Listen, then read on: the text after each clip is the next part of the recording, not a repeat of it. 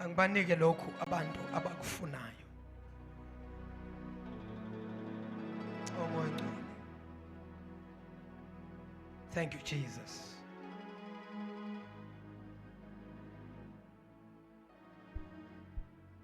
Ukhona ongasifundela?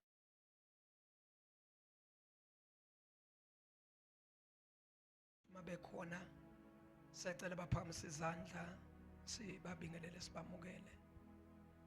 Bathi nje ngiyaqala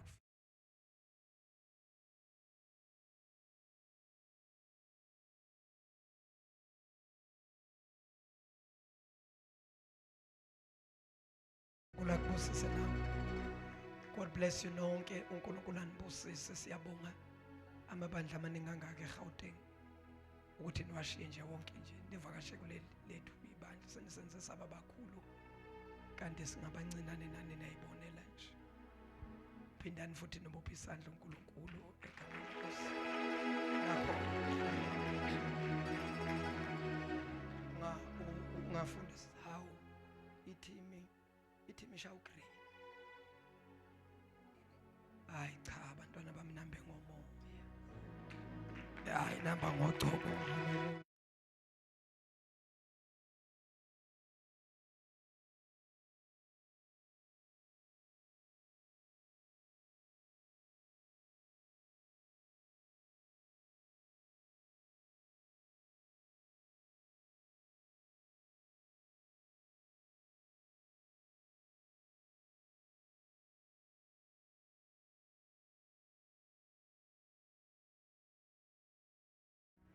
Okay, lento yama seasons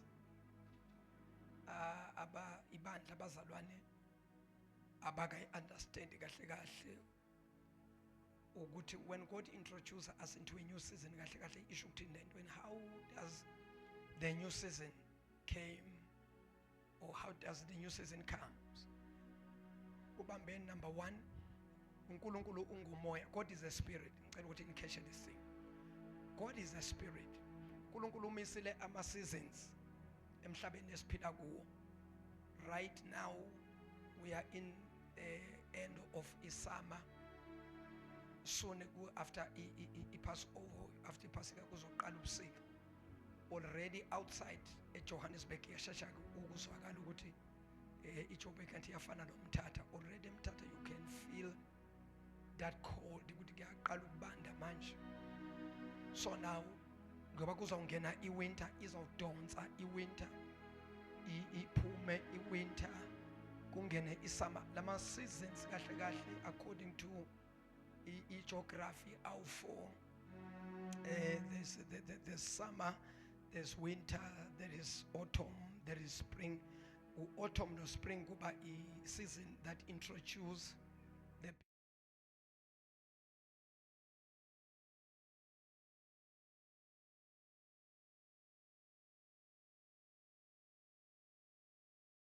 for ingene kufane kungene autumn. A season that is called autumn.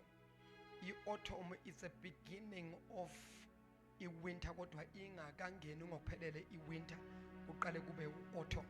Autumn is that season eqalayo ukubonakala kwindalo. It affects indalo kodwa ayikadili nendalo. Ihlahla ziyaqala zichange from green to yellow kodwa amaqabunga noma ama leaves awakawi. So now mase kungeneke winter time, lapho ke ama leaves ayawa, ihlahla ebezigqokile zisala zinganalutho. Now ziba naked because the winter ishisa kwasani oku green. And manje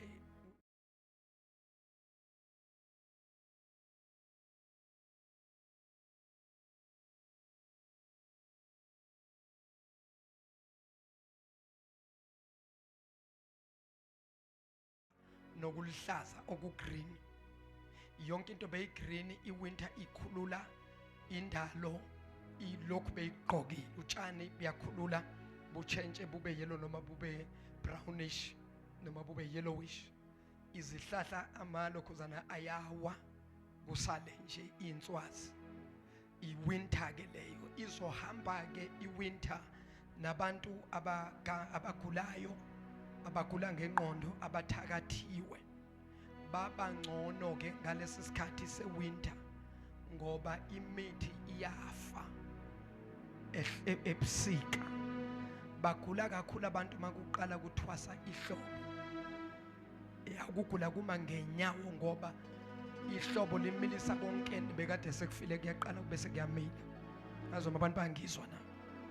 So now i-winter ke ile season le ethi affects izinto kodwa Nkosi yami ngcwele help me. So now as uNkulunkulu introduce us now to a new season, cela ukuthi sikubambe lokho.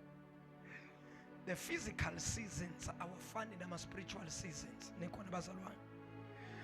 Ama seasons kaNkulunkulu, uNkulunkulu angatshintsha isizini manje. Ngoba into spiritually echange ama seasons is the way abantu abakhonza uNkulunkulu ngakhona. If we can dedicate ourselves and give God all our hearts, all our minds and all our souls, by doing that uNkulunkulu can change our seasons. Ukukhonza uNkulunkulu ngokuzimisela nangokuzinikela nangokuzikhomita nangokugcina iziyalo zakhe kuyashintsha isizini yomuntu. Because abanye bethu njengamanje ku dry empilweni, and some of the things eziletha i-dryness. Abanye bethu right now we are in the wilderness, we are in the season of wilderness. A wilderness is a season of dryness where there is nothing, no water, no nothing. The wilderness is a place where you find yourself unganalutho. You are in nowhere season, you are in nowhere place. So now, abantwana baka Israel, they once had a journey in the wilderness. That is why they ran out of water.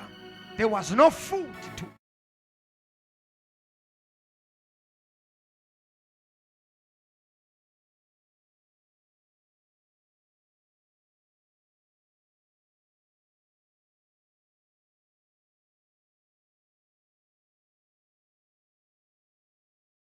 dlula ku wilderness. Indlela eya empumelelweni umzalwane nomzalwa awukwazi ukukhamuka nje wena usulapha usuchina usushina. Wonke umzalwane fanele andlule ku wilderness. I wilderness is the season la khona nezinto bonazo ziyalahleka.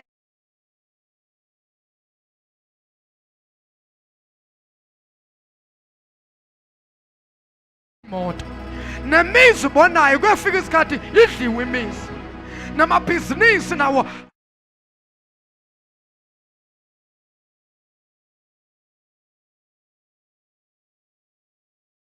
i-wilderness asingayithathi njengesizini embi.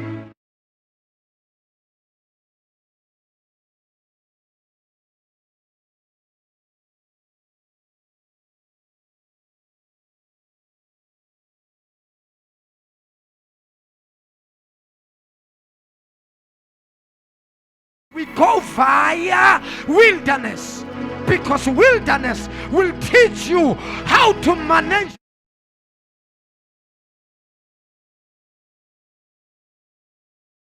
Bengeke kube khona inala eGibhithe ukuba kuzange kwaba khona indlala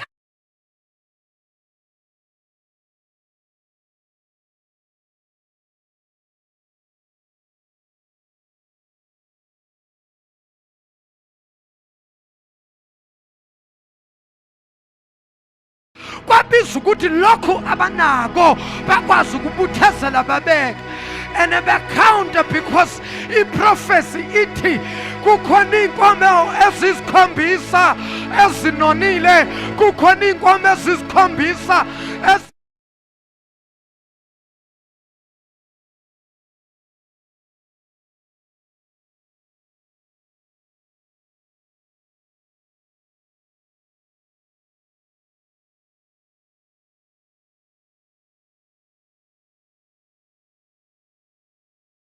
la ezweni laseGibhithe kuzoba nokudla okuningi. Emva kwalokho kuzobe sekuqala indlala. Siyabuza ke uFaro kuthi ke pho sizokwenza njani to maintain ukuze sihlale sinako. Usethi ke uJosepha kuzofanele uthola abantu abakwazi ukucalculator, abakwazi ukwenza ibudget ka7 years, ngoba lento idinga icalculation ukuthi lokho sinako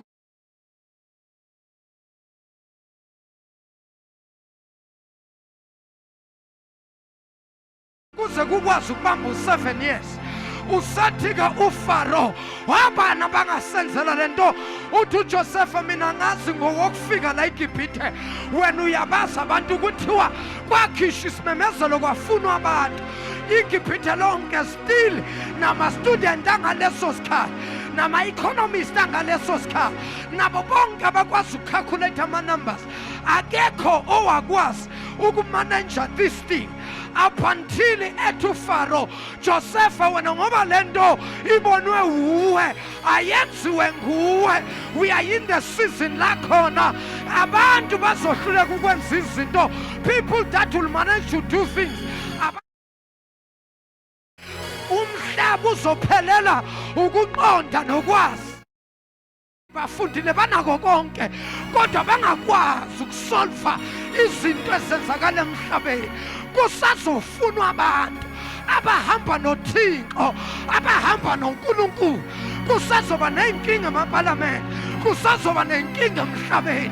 Abantu abazokwazi ukusolva inkinga kuyoba bangcwele. Bazothi kukhona lolu hlobo lwabantu ambani nifuna labo kuthiwa abazalwa niya kubo niyobuza ukuthi isho ukuthini lento. Nathi siyoyichaza kodwa asikuyichaza ngokuhlakanipha kwethu, kodwa sizoya ey'bhalweni bese sithi ke ithi ke inkosi, thus said the Lord. Sisazo address umhlaba thuluthi wena, sisazo address amaparliament. Namhlanje sifunwa emaparliament, namhlanje akufakwa abafundisi basenzela bodwa, bafaka nabona bodwa, bayazithandazela, bazenzela izinto asinangxaki. Kodwa thina siyazi iprofesi izobadida, iprofesi izobaxaka. Sisazolandwa kuthiwa kukhona umfundisi owake waprofetha. Ake nibize nabefundisi ngoba ukuhlakanipha komhlaba kuzohambe kubadide kwabona, kuzophela ukuhlakanipha. Uthinta ababili abathathu uthi this is the season la khona uNkulunkulu is introducing the church to a new season. The church is about to take ownership. Ibandla ladayiswa yilaba oJudas Iscariot abathengisa uJesu. Nebandla ladayiswa. Namhlanje si-operator ngezinto ezincane with a string of budget. Ibandla liswela ibudget yokwenza umsebenzi kaNkulunkulu. Ibandla lilimitiwe. Kodwa wait and see when God will release finances upon the church. Wait and see abakholwayo makuza isikhathi se-restoration. Amukho umzalwane oyohlala ekhaya angasebenzi, abazalwane bayosebenza ngoba ngaleso sikhathi leso kuyabe kufuneka abantu vele abanoNkulunkulu. Each and every department izofuna ukuthi kwi-department leyo kube khona umzalwane. Mase khona abazalwane ziyonqala bese ziyaqonda izinto. Tshela umakhelwane liyeza ixesha, liyeza ixesha, ixesha likaThixo liyeza ixesha apho khona abangcwele bazonikwa ii-positions. Lalela singabantu be-position thina, asinandaba neyikhundla thina, kodwa imeko izawuphoqa ukuthi abazalwane, izawuphoqa ukuthi abangcwele banikeze, ngoba kukhona izinto ezinabanikazi bazo. Kodwa Mose, kunezinto ezinabanikazi bazo, kunezinto angeke zinyakaze abanikazi bazo bengekho. Okwamanje kuzophela ukuhlakanipha. Manje basahamba ngokuhlakanipha kwalo mhlaba. Liyeza ixesha apho ukuhlakanipha kwalo mhlaba kuyobabula kubantu, kodwa ukula bukaThixo kuba ukuhlakanipha komhlaba. Njengomakhelwane, we are introducing a new season. Singena kwixesha likaThixo, singena kwixesha apho uThixo asenzela khona izinto moshikibia. Singena kwixesha apho khona umoya oyingcwele ayithintela yena babukathe ela babasaya. Ngoba uThixo usithembile ngamandla, sawamisuse amandla, sawa-abuse amandla, sa-abuse ipower kaThixo. Ixesha likamoya oyingcwele, when the Holy Spirit will take over, when the Holy Spirit will take charge. Ukatos. Hey! Hey! Hey! Hey! Kawuqanda lumelwane, lixesha likaThixo, lixesha likaThixo, Master Jesus, lixesha likaThixo, lixesha likaThixo. Ningamangazwa yiloko enikubona kwenzeka ngaphandle, enikubona kwenzeka emhlabeni. Nibona izangoma, nibona inyanga zime emapulpit. Vele uNkulunkulu nakazokwenza into kumele bonakale into, fane bonakale, baduke balahleka abantu bese uThixo athi-ke sekulixesha la bazoma benhliziyo kaNkulunkulu, bazoma baphethe amandla, bazoma baphethe udumo. Kuyokwenzeka imanga bayose bavume bathi ngempela uNkulunkulu walo baba, uNkulunkulu okumele akhonzwe. oh hallelujah.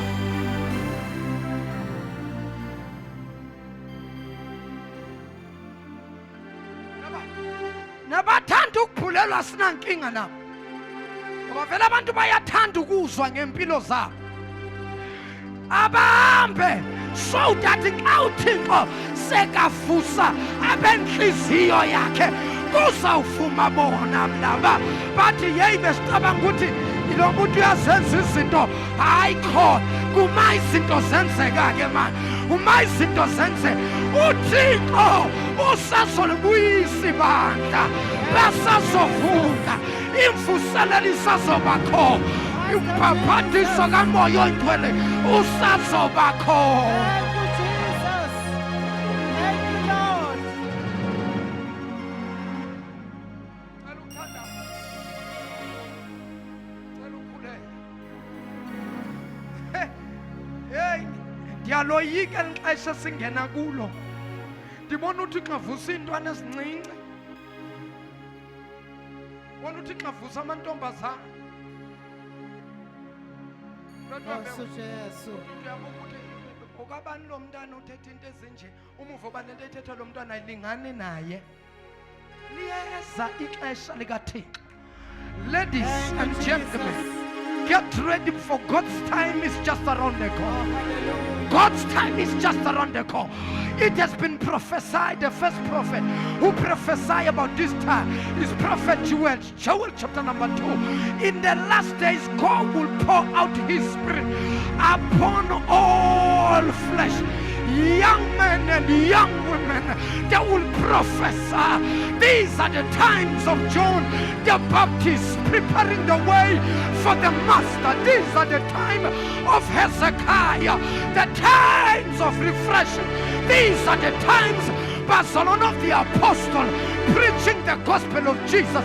These are the times of the prophet Elijah raising the altar of God. These are the times Barcelona of Moses striking the rock, opening the sea.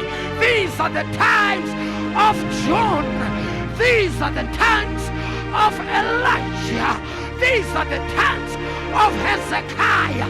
These are the times of John. Hezekiah, let the dry bones come together. Hezekiah, let the dry bones come together. The church will come together. There will be unity in the church. The devil is a liar. Hey! Unity is coming back to the church. We shall move in one direction. We shall move in one direction. Touch 2, 3 people and say, these are the refreshing times. These are the refreshing times. These are the refreshing times. These are the refreshing times. These are the refreshing times.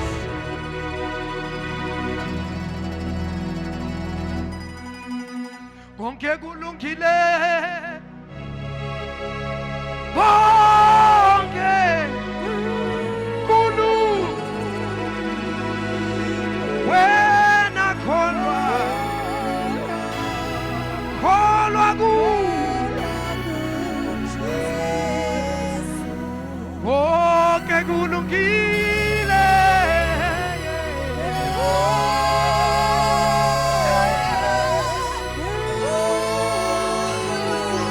Wena kholwa. Kholwa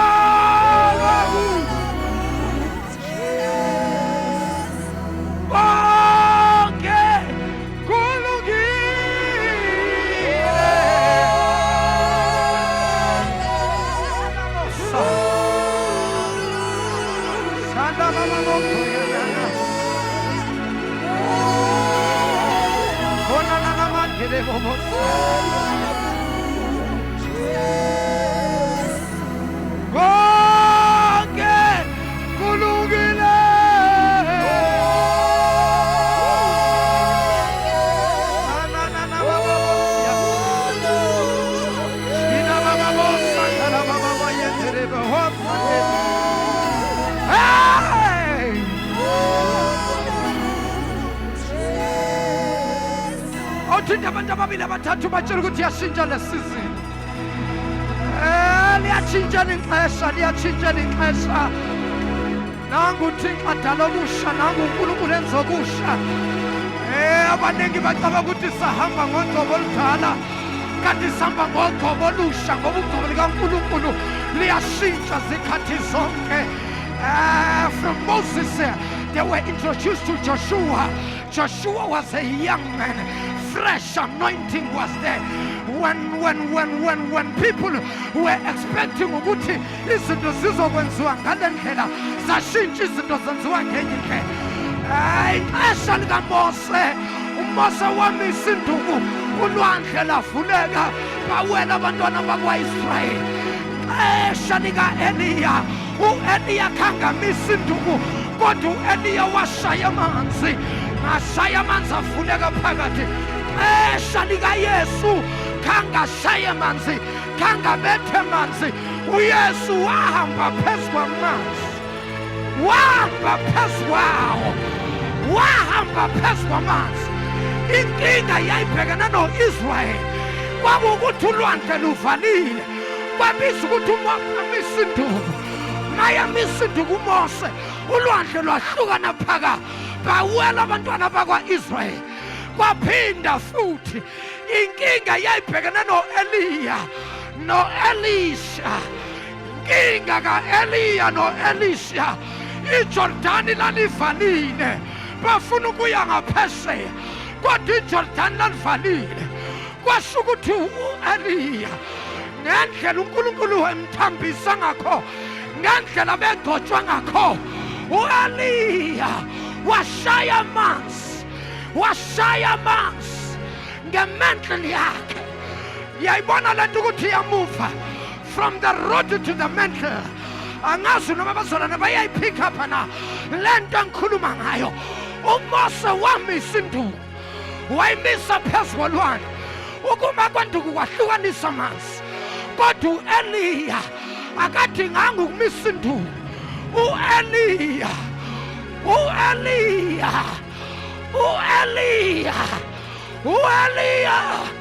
washaya amanzi aJordani, amanzi ahlukana phakathi, wawelela ngaphesheya.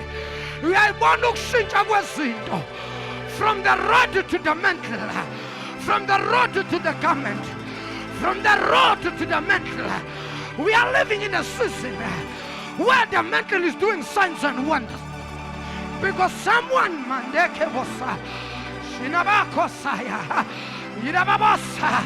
the problem that was standing before Israel and the problem that was standing before Elijah and Elisha,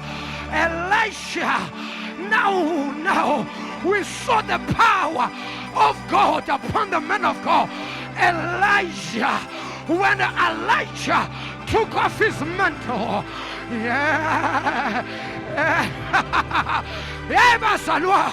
makupisukuthi usathane asilwise sinxibile igawuni zethu sinxibile imenqili zethu kodwa sibhekana nempi noma kunjalo, we might rather take them off and beat the waters and cross over to the other side.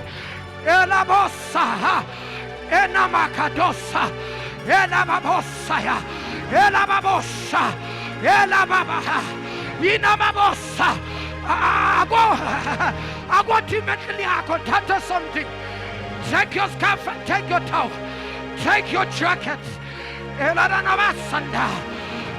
Something is about to happen. Something is about to give up. Something is about to open up. I don't know what is standing before you.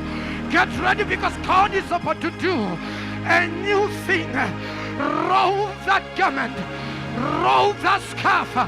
Roll it.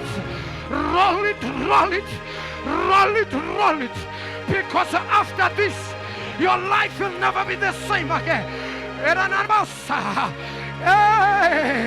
I feel the Spirit of the Lord in the house. I feel the anointing. The anointing of the Holy Ghost is moving right now. There is a battle. There is a battle. There is a battle. There is a battle that we are overcoming now. I can see the church overcoming every demonic entities, every demonic powers, every demonic forces. I see the church rising once again before the second coming of our Lord and our Savior Jesus.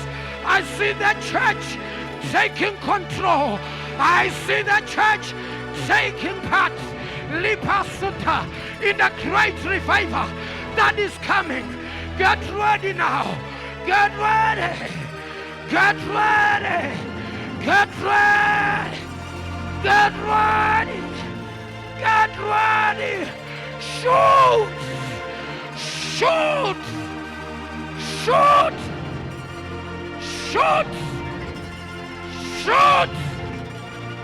Shoot.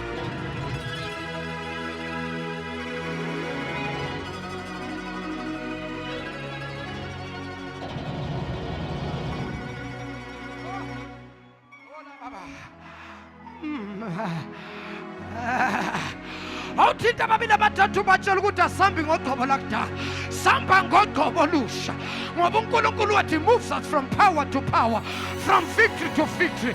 We are abazalwana ukodwa abangcwele, samba ngoqobo olusha, samba ngamandla amasha.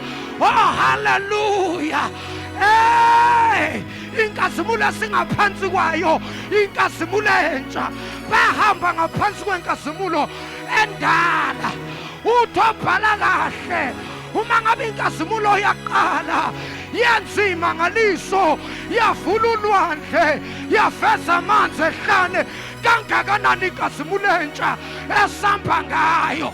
Le nkazimulo entsha asidinga ukuvula ulwandle kodwa samba phezu kwalo.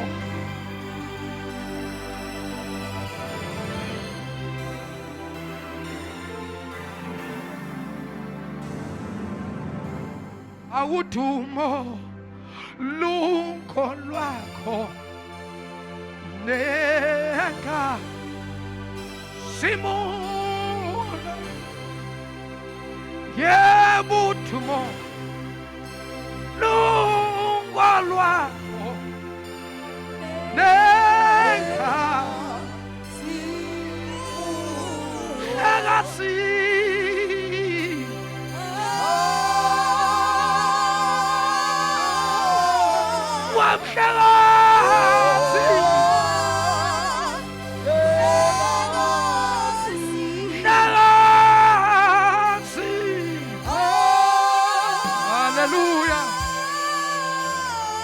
Wamhlekazi Wamhlekazi Hallelujah Hallelujah Hallelujah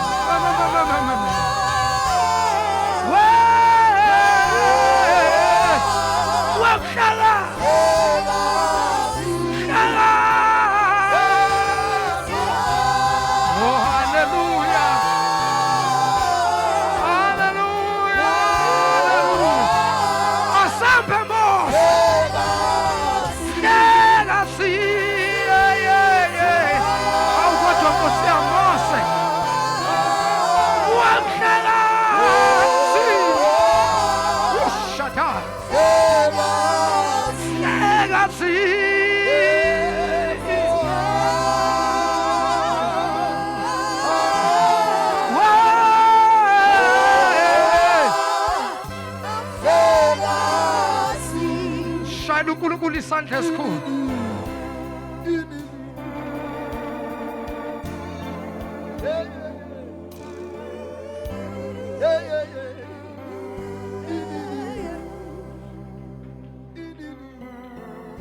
The times of refreshing are coming. Lizobuyela ibandla lika Yesu emandle. Libethiwe iCovid ikhange liphinde libuye. Kodwa the revival is coming. That is going to refresh abazalwa. The refreshing times are coming. The church will never be taken to heaven unless there are refreshing times. Unless ibandla fanele lirefreshwe linikezwe amandla amasha liphinde livuselelwe ibandla lisazobuyela endaweni yayo njengoba ubona ukonakala kwande emhlabeni yikhona lokhu okuzobuyisela ibandla abantu kuzofika isikhathi nabathi khona sikhathele izinto ezenzakala emhlabeni bese bathi abantu sifuna uNkulunkulu bese bathi abantu ukhona uNkulunkulu okhonzwa yilabantu okuthiwa bangabazalwa ukhona uNkulunkulu kwezincawe zosindiso ukhona uThixo kwezincawe zosindiso abantu njengamanje usindiso abalivumi kodwa ziyazikhathi apho khona abantu bazayivuma insindiso kaYesu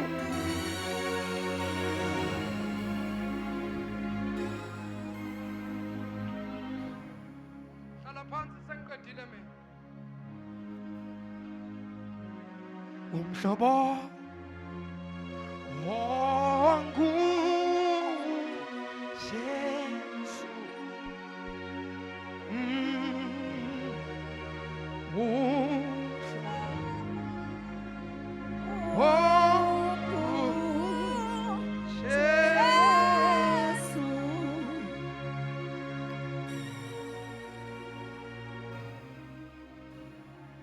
ngicela abazalwane sihlangane nephasikeni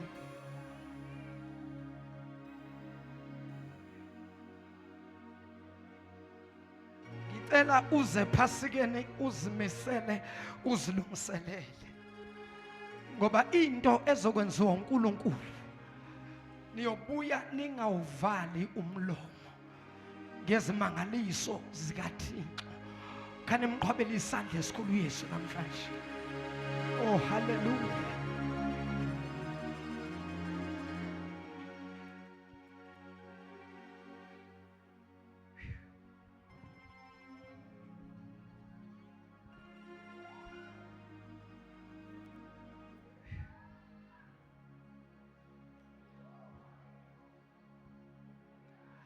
Verse number 39. Luke chapter 1.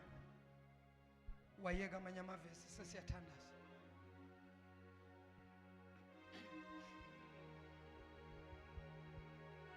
Verse number 39 Isihloko sendaba indumiso kaElizabeth nekaMaria Ngalezo Ngalezo zinsuku uMaria wasuka waya ngokusheshsha kwelezintaba emzini wakwaJuda. Wangena endlini kaZakhariya wambingelela uElizabeth. Kwathuka uElizabeth ezwe ukubingelela kukaMaria, umntwana waqhuma esiswini sakhe. Elizabeth wagcwala umoya ongcwele. Wamemeza ngezwi elikhulu wathi, ubusisiwe wena esifazaneni, sibusisiwe nesithelo sesisu sakho. Ngehlelwe kanjani yilokhu ukuba unina wenkosi yami ahambele kimi na? Oh Jesus. 44. Yebo. Ngokuba bheka kuthe izwi lokubingelela kwakho lifika ezindlebeni zami. Yeah. Umntwana waqhuma esiswini sami ngokujabula. Umntwana waqhuma esiswini sami ngokujabula. Ngamanye amagama umntwana ubekhona esiswini sami kodwa ubethulile athe tu. Jesus. Kodwa kuthe kungafika uMary kuElizabeth, ingane beseyithulile. 6 months ingane ithulile ithe tu. Kodwa nakufika uMary kuElizabeth bebingelelana, kwaba khona into exhumayo ngaphakathi esiswini sikaElizabeth. Lephasika lizovusa into ebeyilele efile oyiphethe. Hey, kunomuntu okhona la uphethe iphupho salize lafa iphupho lakho, kodwa kule phasika siyakulo amaphupho afile ayavuswa, liyavuka iphupho lakho. Glory to Jesus. Waphatha iphupho waze wakhohlwa nokuthi unephupho. Kunini kwaso uyithandazela lento? Umntwana uthule eswini akasaxhuma, uthulile uthe tu. Kodwa kweli phasika zonke izinto ezithulisiwe, zonke izinto eziboshiwe, zonke izinto ezivalelwe zizokhululeka, ngoba kunenzeki kubantu kuNkulunkulu kuyenzeka. Hey bazalwa, nizobona amandla ezulu, nizobona amandla evangeli, nizobona amandla kaNkulunkulu. Ubomi bethu buzoshintsha. Thank you, Jesus. Qedelela sisi sami. Verse 45. Laphengi ole lakhona, laphengi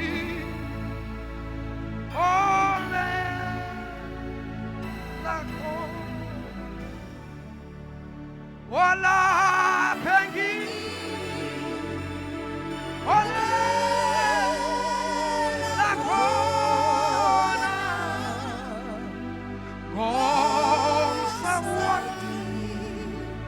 Mina ngomlandela olaphengi ole lakhona. Omoya ongcwele laphengi ole olaphengi ole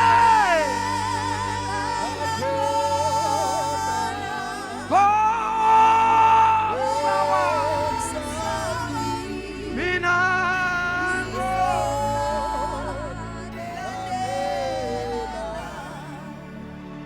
oh, where he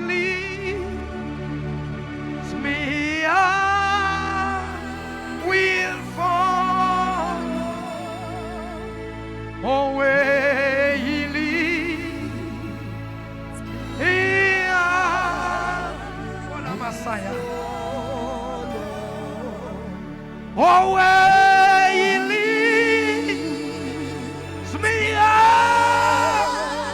will follow.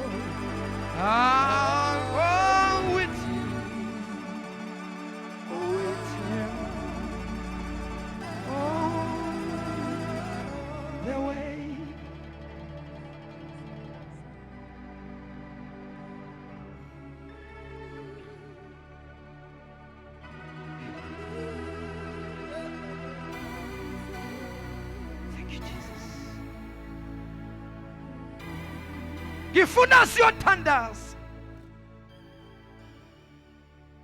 amazwi amabili amathathu bese siyakhuleka. Nkosi silungise,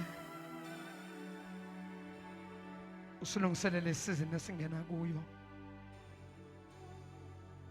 Thixo silungise.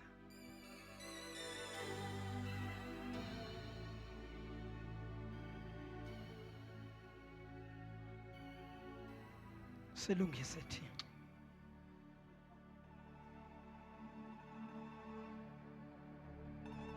Baba ngubani ofana nawe, ufanelwe indumiso.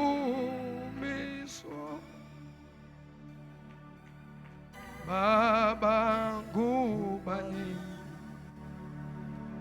ofana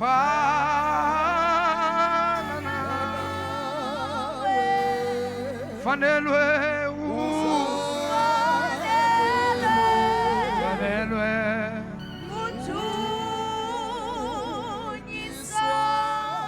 Baba ngubani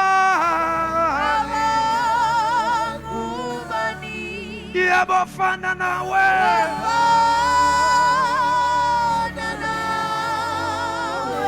wena ufanelwe, fanelwe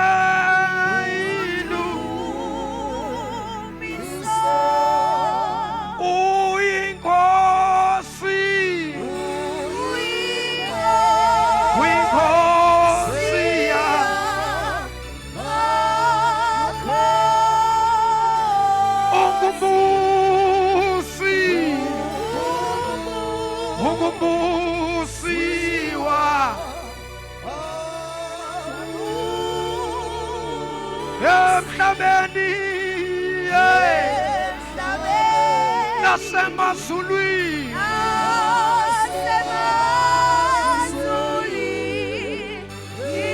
akekho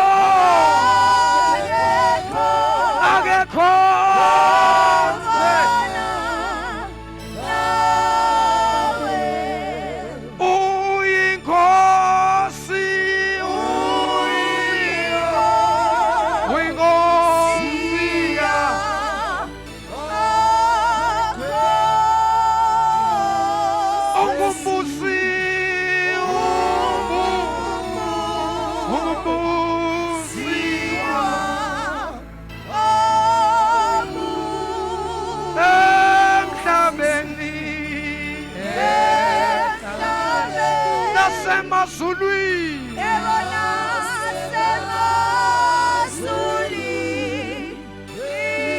akekho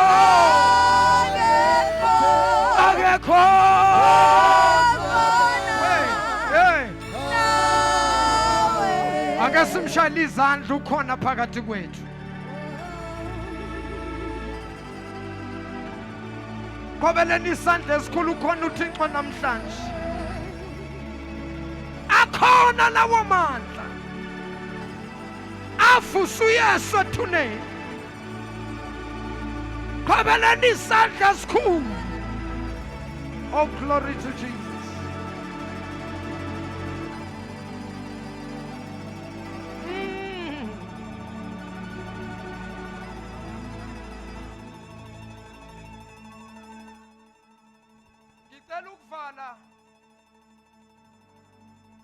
Ngezwi elithi uma ngabe kuvaliwe sizowela ngaphezulu.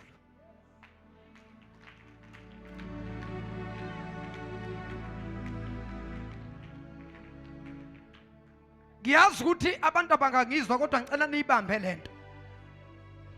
Ngoba every time when we are about to cross over to the other side, akwenzeki angaze ngifunde iBhayibheli ngifunda ngendaba yaka crossover kungabi ne challenge. Every time when you are about to cross over kuba khona izinto ezivuka, kuvuka ivunguvungu, kuvuka iphepho, kuvuka imimoya, kuvuka yonke into, kuvuka amazwi olwandle, kuvuka yonke into, ngoba amadimoni ayathanda ukugcina la ukho. Amadimoni athanda ukuthi hlala la ungayindawo. Every time now uthatha a step, when we are about to cross over to the other side, kukhona imimoya evukayo. Lalelani bazalwa, uFaro wayevumile ukuthi abantwana bakwa-Israyeli bahambe, kodwa nangabe manje sekufanele bacross, washintsha amamind wathi no, abaphindiselwe emumva. Kwavuka impi, wathatha ibutho wathi bajikiseni.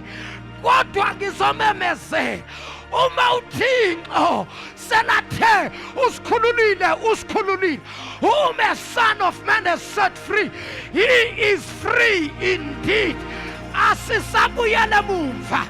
Njalo mawukrosela to the other side, kunezinto ezivimba. Nangu Eliya uzothathwa, intambiso ayisebenze ezulwini. U-Eliya ufuna umuntu azomnika intambiso. Uthi u-Elisha, baba namhlanje ngaphambi kokuba uthathwe uhlwithwe ukrosele to heaven, ndicela into ephezu kwakho iphindwe kabili phezu kwempilo yakho. Uthi u-Eliya waze wayicela into enzima kangaka, kodwa noma kunjalo awuzandibona ndihlwithwa uzayifumana lento. Bazalwane, siphile exesheni apha khona sibone into eyenza ukuthi u-Elisha areceive i-anointing. Wavula amehlo kamoya, wabona into ephezu komuntu kaThixo, wathi lo tata noma kungathiwa ndiyayithatha lento, ndiyayithatha lento, ndiyayithatha lento.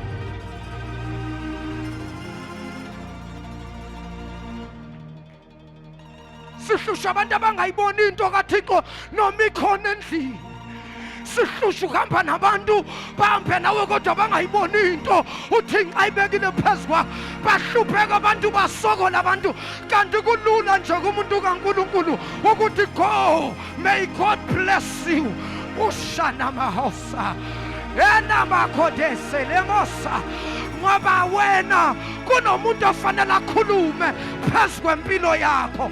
Izinto zakho ngendlela abathakatha abakuthakathayo ba-operate kwenye ilevel yomkhathi. Udinga umuntu o-operate kwenye ilevel yomkhathi. Ake ngimemezele ngisho ukuthi amadimoni ayamazi okamshengu shabala, amadimoni ayamazi shabala, abathakathi bayamazi ushabala, uSathane uyamazi ushabala. Lalela ngikutshela indaba, kunamandla, kunoqobo lukaNkulunkulu eliphezu kwempilo yami. Yilo lokuzobe ngilidedela ngephasika. Mangabe wangibona enkonzweni ngirelease impartation, awukaboni lutho, waze phasikeni uzobona impartation kaNkulunkulu. Kuyokwenzeka izinto okudala zibophile empilweni yakho. Vulekani masango ezulu, vulekani masango. Hayi Nkosi yenkazimulo seyifikile. Ushana maha elabosa etababosa anamabosa irababosa. Baba nisingethanda zabamba.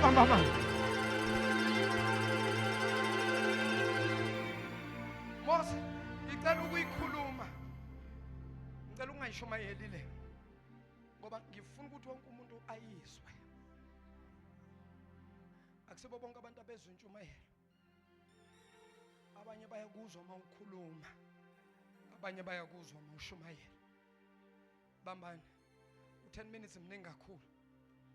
Bambani.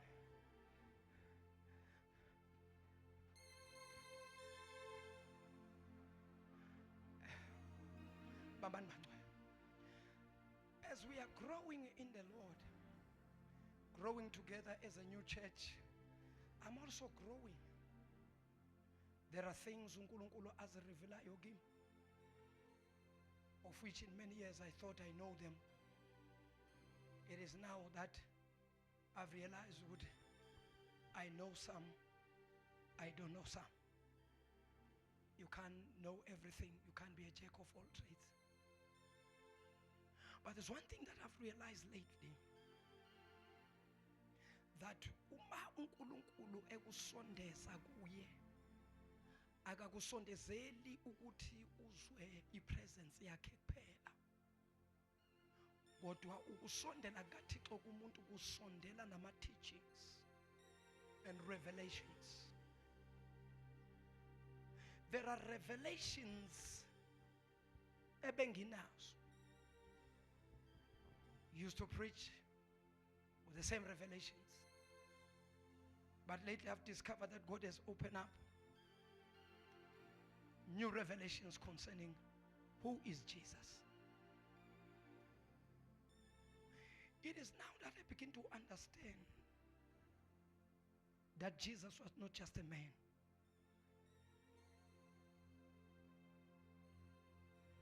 Jesus was the Son of God. Jesus was Christ. What is the meaning of Christ?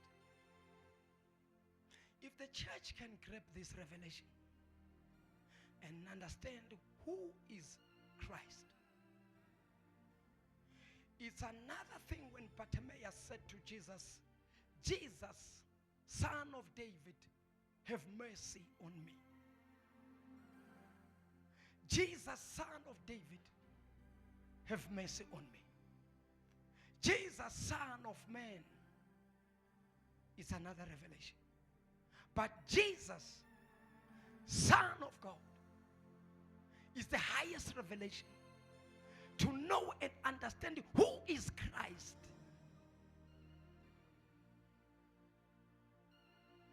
Jesus Christ was God in the flesh, because he can change anything, everything. God himself came on this earth and wore flesh. That is why it takes few people to understand who is Jesus. That's why when he came to his own, they said, oh, usitshela ngalo esiyamazi indodana kaMary, ubaba wakhe usebenza ngamaplanka. Usho loyo ubaba wecarpenter kanti. Hayi ungasitshela ngalo mfana siyamazi. Ithi iBhayibheli, no miracle was happened. But wawela next door. Uma engena next door, lithi iBhayibheli wafica abagulayo abashwabena izandla, abagulayo abangakhona ukuhamba. Uma efika khona, what? Rise up, rise up, rise up, be free, rise up, be free, rise up, be free, rise up, be free, rise up, be free. Lithi iBhayibheli baphakama abantu nezishosha zaphakama zahamba, abebashobena izandla zaluleka isandla sabara. Why? Because bezwa umdumo wokuthi ukhona uJesu indodana kaNkulunkulu ophezukonke. That is why abantu fanele babe ne revelation kaKristu ukuthi uKristu bani kahle kahle.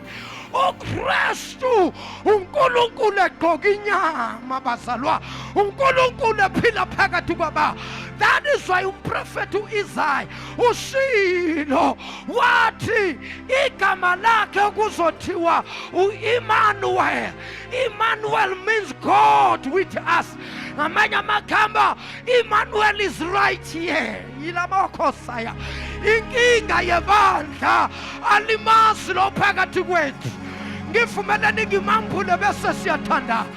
Ubani uKristu is God Emmanuel. Who is God Emmanuel? Is Jesus Christ, the Son of the living God. Is Jesus Christ, the Word of God. In the beginning was the Word. The Word was with God. The Word was with God. The Word was with God. The Word was God himself. Hey, Manuel, ukhona phakathi kwale ndawo. Ikhona nje ukuthi abantu ngeke simbona ngamehlo enyama, kodwa ukhona uThixo kule ndawo. Kumuntu onganawo ama-senses kamoya ongcwele ongekabone, kodwa kulaba abagcwalisiwe ngamandla kamoya oyingcwele. Njengamanje kunento abayizwayo, abanye bezwa umoya opholile, abanye bezwa ngathi kunento endlulayo. Uzwa ngathi kundlula umuntu phambi kwakho, kubetha umoya kanti akunamuntu ondlulayo. Abanye bezwa iy'nwele zabo ngathi ziyabopha. Kuye sekakhona funa inhliziyo asebenze namhla. Who is Jesus Christ? Who is Christ? Who is Christ? Who is Christ? Uyabuza kubafundi bakhe, bathi abantu ngingubani? Bathi abanye bathi nguJohane uMbhaphatisi, abanye bathi ngu-Eliya uvukile kwabafileyo. Usathi ke kulungile. Abanye bathi ngomunye nje wabaprofethi abavuke ngalesi sikhathi. Usathi kulungile. Nina nithi ngingubani nina? Ngiyakuzwa lokho kushiwo ngabantu. Nina nithi ngingubani?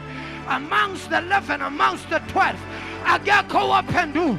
But Simon Bar-Jonah, Simon Peter stood up and said, "You are the Christ, the Son of the living God."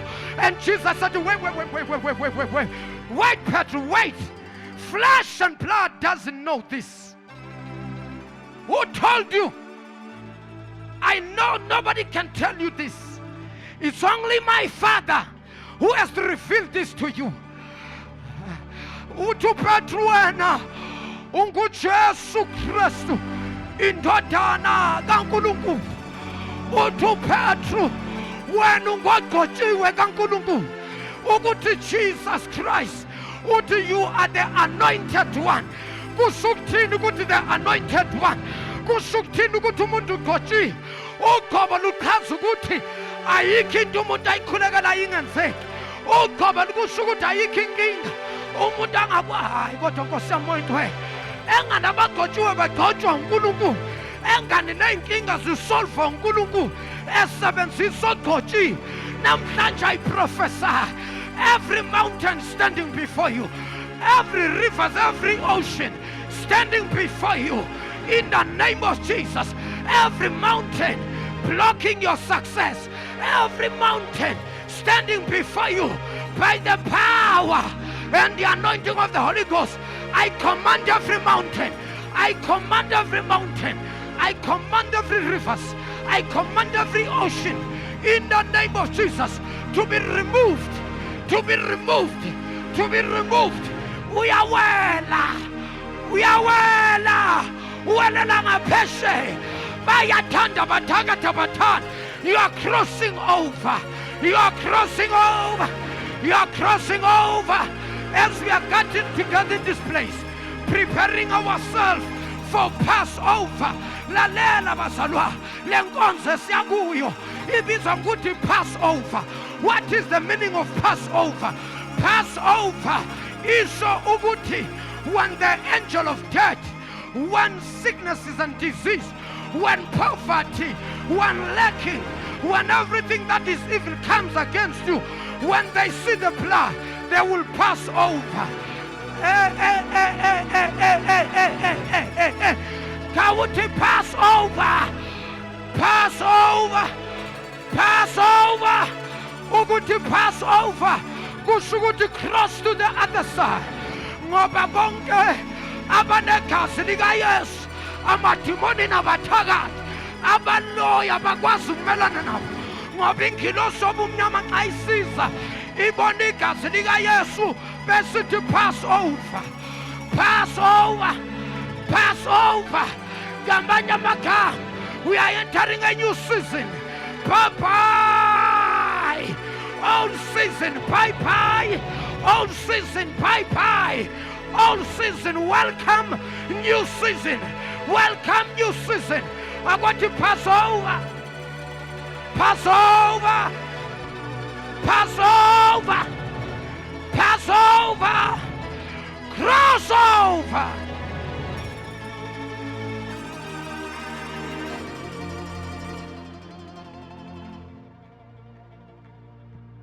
ngoba umsebenzi ngiuqedile owuqalile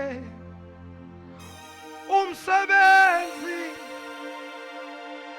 uyakufeza ilweni yami awunomusathane ehlasela ngiyama bambani bazalwane sengifuna ukuthandazela Nkosi yami nginikhulekele nonke bambani naye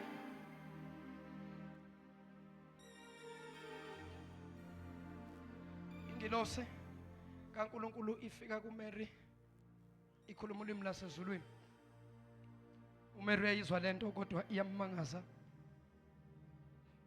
ngendlela yena yazi ngakhona akusiyo lento ingilosi eyisho ngakhona sethi uMary ayi ngeke lento ekhulumayo ayi angiyazi mina ngazi ukuthi izinto kuze kube so kwenziwa so usethi ke kodwa ngifuna ukuphikisana nawe into engiyishoyo kuphela akwenzeke njengokusho kwakho yamthanda uMary ngoba kukhona izinto ufana uyikhiphe kuzo ngoba uma ngathi zizokudida ingqondo usethi uMary akwenzeke njengokusho kwakho angifuni ukukuphikisa kodwa mina ngokwazi kwami ukuze kube khona lokhu kumele kuhlangane lokhu nalokhu kodwa ngiphikisa nawe akwenzeke njengokusho kwakho isethi ke ingilosi ukuze ngikubonele ngikuprovise ukuthi lento izokwenzeka go to Elizabeth bamba go to Elizabeth right now as I'm talking to you she's 6 months pregnant and uMary akayazi le and nomzali uElizabeth akakaze abaxelela ukuthi hey sekuze kwaba njalo uMary uthi ayi ngifuna ukuyiprova lento eshoyile ngilosi yaphuma uMary ubheka kubo ke lika Elizabeth lithi iBhayibheli xa efika kuElizabeth njengesiqhelo sabo ezamaJewish lithi iBhayibheli babulisana babingelelana bamangana ukumangana ukukhisana nomuhagana babingelelana bahagana bakhisana while bebingelelana behagene kanti bathintana ngezisu uma bethintana ngezisu bahagene ngaphakathi ulizwi wakhahlela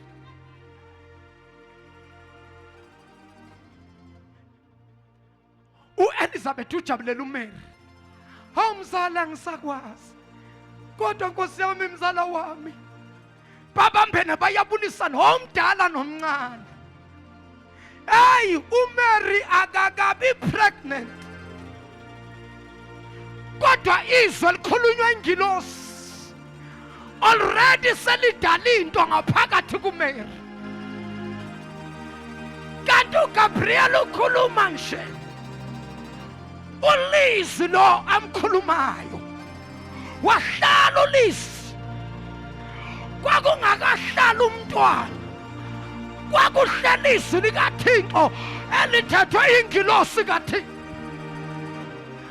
lahlala izwi esibelethweni sikaMary makahaku Elizabeth izwi likaThixo laqala umsebenzi ngoba uThixo ndiza kulilonda izwi lami ukuba lenze umsebenzi alizuphindela emuva lingawenzanga umsebenzi wabangcwele namhlanje ngikhuluma izwi akukenzeke ngukhulumayo kodwa already it has been established babingelelana wakhahlela ulizwi ngaphakathi esibelethweni sikaMary wakhahlela esibelethweni sikaElizabeth ngalezo nsuku ingane yasayithulile kuElizabeth wayethulile umntwana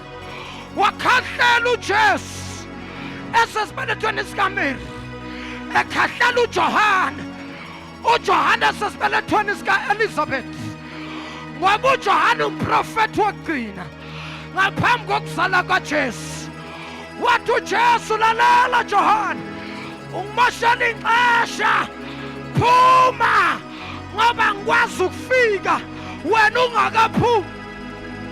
Phuma yona undimoshana ixesha. Khahlela uYesu, akhahlela uYesu, wakhahlela uYesu, wathi nakakhahlela uYesu ehla amandla kaMoya Oyingcwele ehlala ko-Elizabeth. Lithi iBhayibhili umoya kaNkulunkulu wehlala ku-Elizabeth. Elizabeth othi yambamba uMary, Elizabeth akasabambeki. Kwenze njani Elizabeth? Kunento endiva ngaphakathi apha kum. Mary, ithini into yakho? Wandibamba ndehlelwa nguThixo kwezi ntsuku. Ndithi uThixo akakulethela abantu ozothi na ubambana nabo uve into semazulwini, uve into kaThixo. Kudala kubulawa into kaThixo.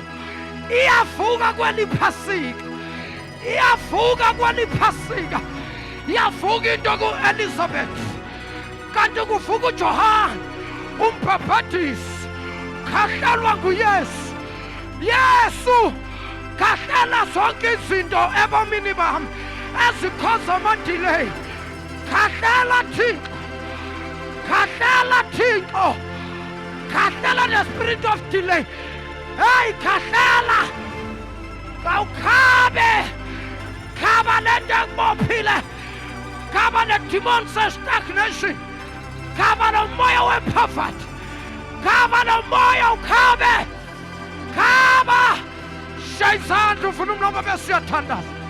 Woshathala baba, yena baba, yena babosa, yena mamande, yandele babosa, ikatari babosa, ikapapoposa, rikaposontoya, ribaba babosa. Shaya izandla ufuna umlomo.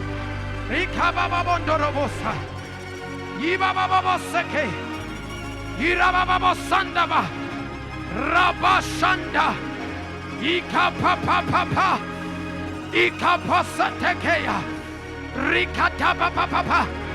Baba, simelana nali demoni elihlasela abangcwele, idemoni le-stagnation, moya we-delay, moya we-delay owadelay u-Elizabeth iminyaka eminingi, moya we-delay owadelay uHana iminyaka eminingi.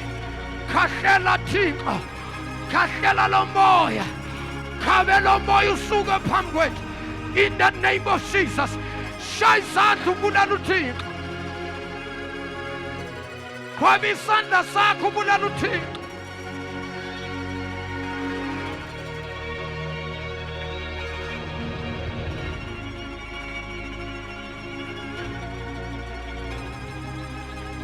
Shaya izandla zakho kakhulu ubonga uNkulunkulu.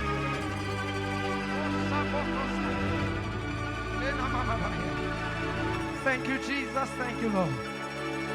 Thank you, Jesus. Thank you, Lord. Ake siphinde simuphe isandla esikhulu uMoya Oyingcwele. Shayelani kakhulu izandla. Moya lo Ngcwele, ngifuna ukubeka wonke umuntu izandla. Oh, glory to Jesus.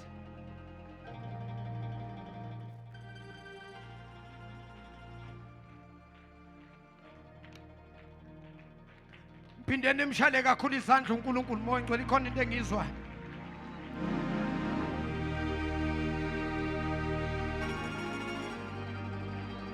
Khona umuntu okhona phakathi kwethu ongakamamukeli lo Yesu.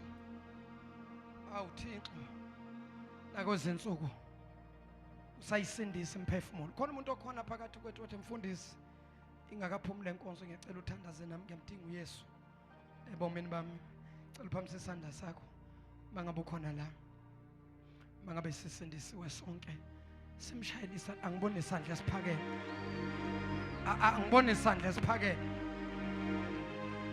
angisibona isandla esiphakeme.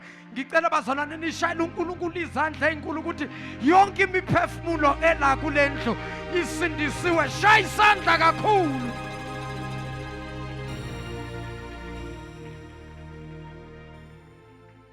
Cela niphakamise izandla. Baba, Sengiyobeka izandla Nkosi phezu kwabantwana bakho. Ngirelease impartation, ngirelease ucobo, ngirelease ababi favor. Akube yilowo nalowo uNkulunkulu ophakeme azizwele ukuthintwa isandla sakho Baba, egameni lenkosi uJesu.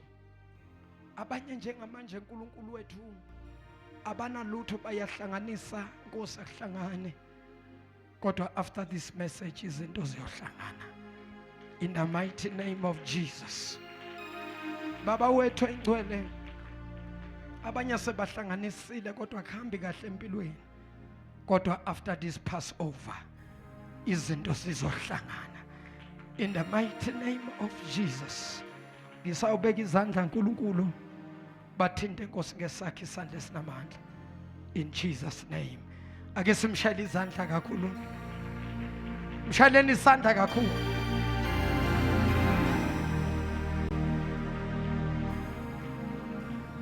Umnikelo bese nothathile mfundisi beningakawuthatha. Kulungile, ngicela sonke siphakamele ngezinyawo.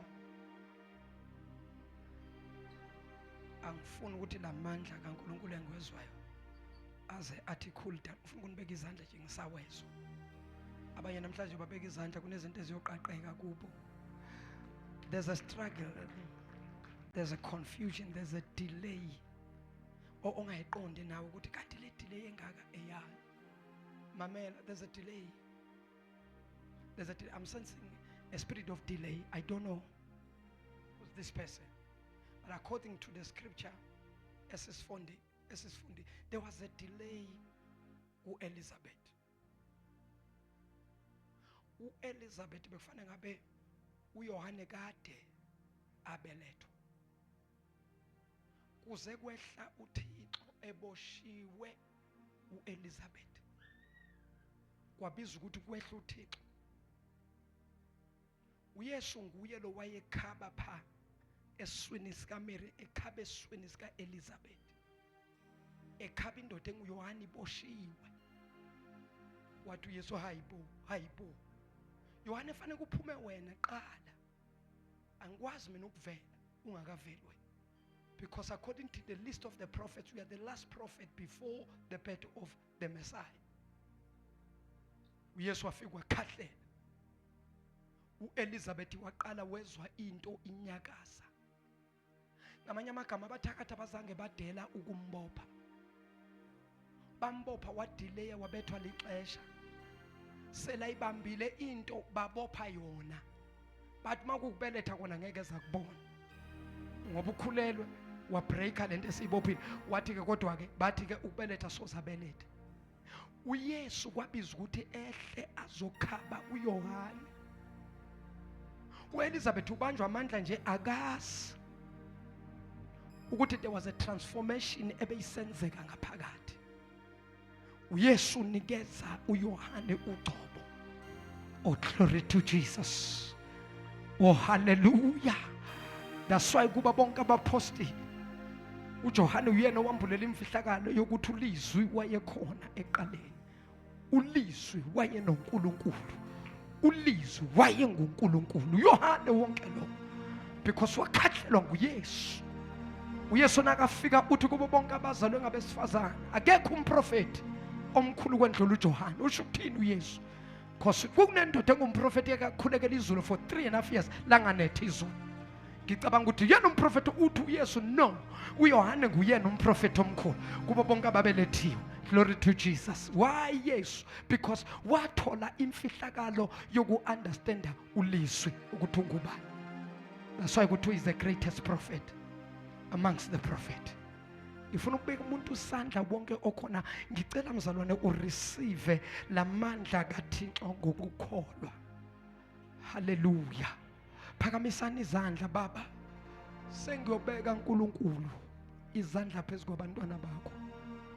Baba ongcwele egameni lenkosi, yenza imangaliso zakho nangalesi sikhathi dwala in the name of Jesus. Go wonke ngizamthinta ngesandla, qashula sonke isibopho esikhona. Vula baba yonke iminyango evalekile. Pray kanali demon let delay. In the mighty name of Jesus, makwenzeke manje. In Jesus' name. Ngicela simshayele isandla esikhulu uThixo wethu bese siza ngaphambili. Asizeni ngaphambili abanye beze ngapha ashazi ngicela niphuthume nibe la iduze egameni lenkosi. Glory to Jesus. Wozani bazolwane sheshana. Mfundisi, receive this power from above. Receive mama the power from above. Receive the power from above. Receive the power from above. Receive the anointing of God. Receive in the mighty name of Jesus. Receive the anointing of the Holy Ghost. Receive the power in the name of Jesus. Receive the power in the name of Jesus. Receive the power in the name of Jesus. Receive the power in Jesus. Mighty Jesus. Mukusatakaya. Lebo santale mamosake. Zebreka dosha tamaha. Zika prondo bosika parutapa. Yes, Jesus. Yes, Lord. Thank you, Jesus. Moyo longwele. Moya gababa. Mose kodwa Nkosi yami ungashumeli nami. Hey, kodwa.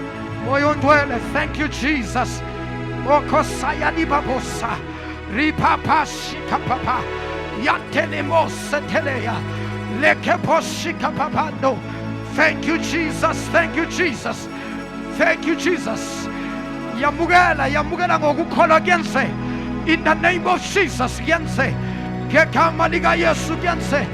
In the name of Jesus kuyenze. In the mighty name of Jesus kuyenze. Ngegama lika Jesu kuyenze. Baba bathinte ngesakhe isandla esinamandla.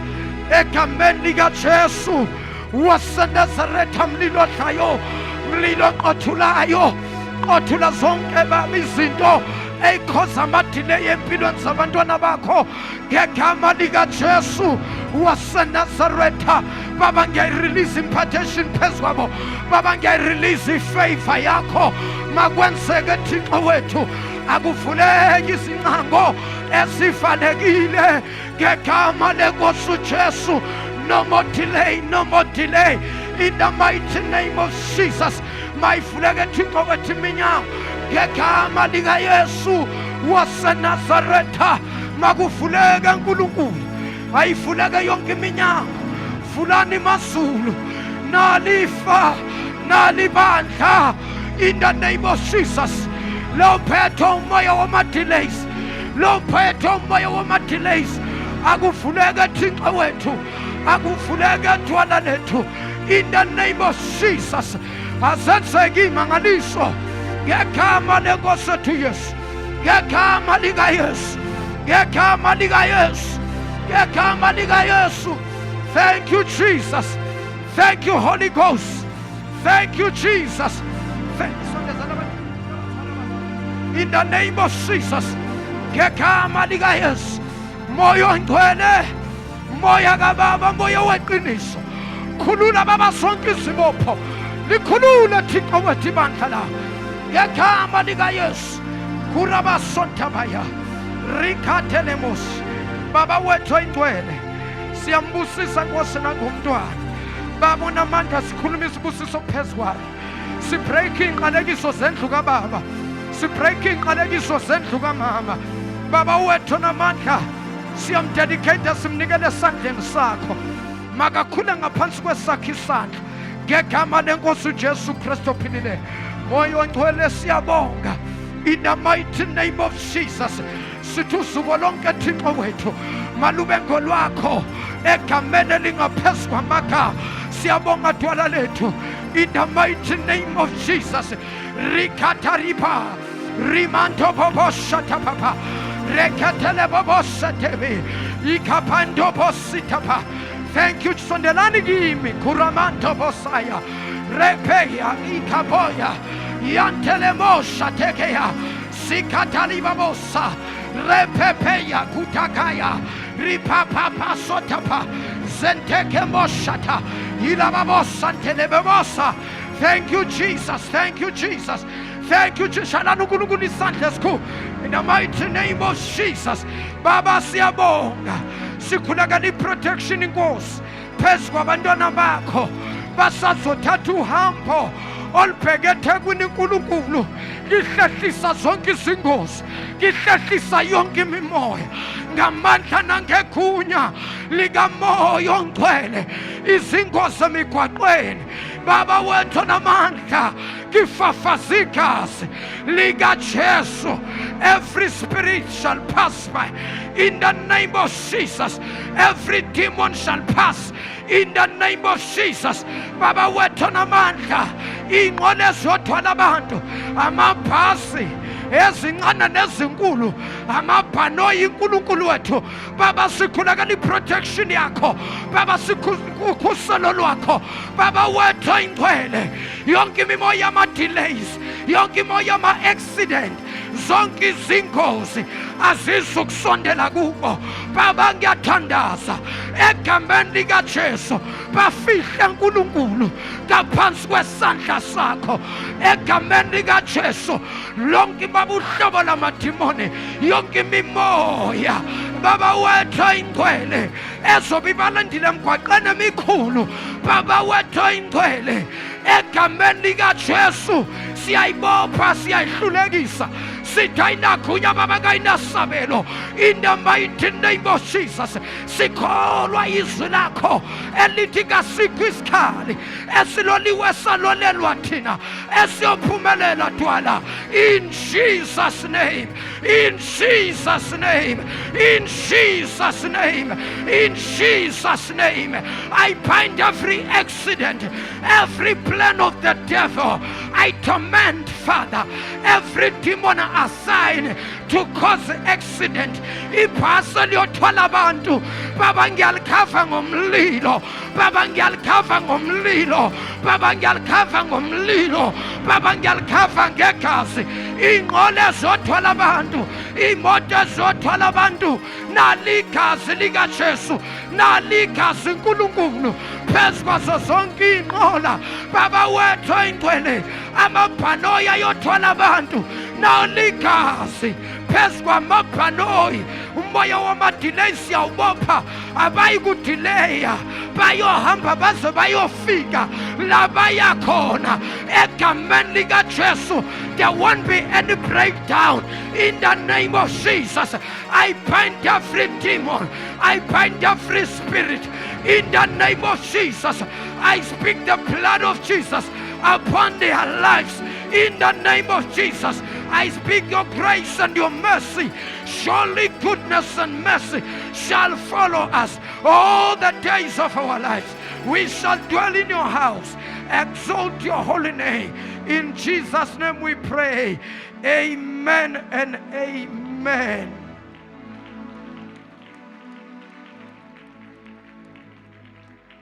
Mshayeleni izandla kakhulu uNkulunkulu egameni lenkosi. Cela bonke abasathatha umnikelo basondele ngaphambili. Ngiyacela bazalwa, kusasa siyakhonza, ikhona inkonzo yomkhuleko. Masibuya ephasikeni u6 to 6 after iphasika uzobe ula eAnnex.